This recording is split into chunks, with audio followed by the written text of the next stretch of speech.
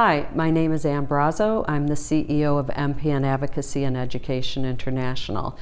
We just hosted our very first pediatric and young adult MPN program in Chicago, Illinois.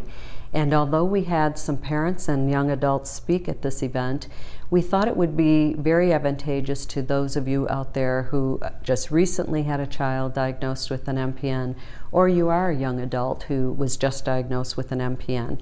And so we are going to interview some of those parents that were here today. Thank you, Celia, for sharing some information with us that could be beneficial to other parents with children and young adults with an MPN. Celia, when did you become involved with myeloproliferative neoplasms?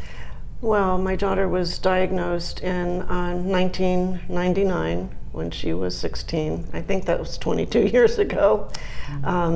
So that was when I first learned about these disorders, and I had to educate myself on what they were. Right. And I know since then you have done a tremendous job in not only advocating for her, but also on behalf of other patients with ET. What was the group you started?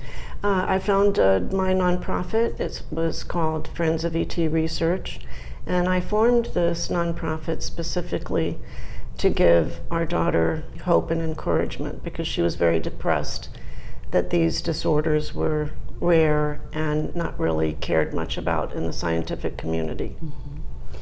I know that you raised a tremendous amount of money for MPN research, and would you mind sharing that, because it's commendable and it has made a difference? I believe it has made a difference, and I was very happy to raise awareness about these disorders and to raise funds for research, which was so important 22 years ago. And I began raising money in the year 2000, and since that time we've raised $750,000. Bravo, that's amazing. It is. Last question. Okay. So here we are in 2018. Yes. And your daughter, who is a young adult with 2 children and married, and she's a nurse. Yes. And what transpired in the last year that has changed things for you now?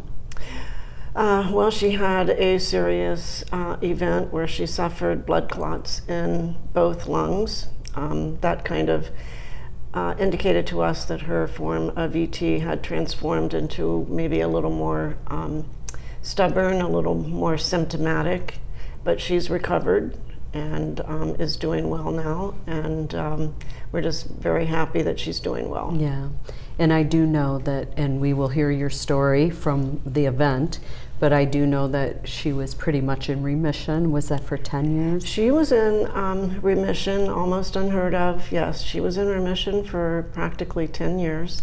We were very grateful and blessed that she got a break from it, and then it did come roaring back, unfortunately. I don't know where it went in those 10 years, but she got a break from medication and was able to accomplish a lot in her life during that time frame. Yes. What would you impart, what wisdom would you impart to other parents of MPN patients? The biggest wisdom I would share with them would be to educate yourself. There's a lot of information on the internet. Some of it's erroneous, some of it's scary, but you can weed that out and find the best MPN specialist that you can, even if that means you have to travel. It's worth it to have your case seen by someone who's an expert.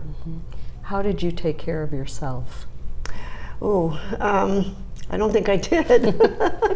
I don't remember. That's interesting. Meditation, but yes, the caregivers have to take care of themselves too.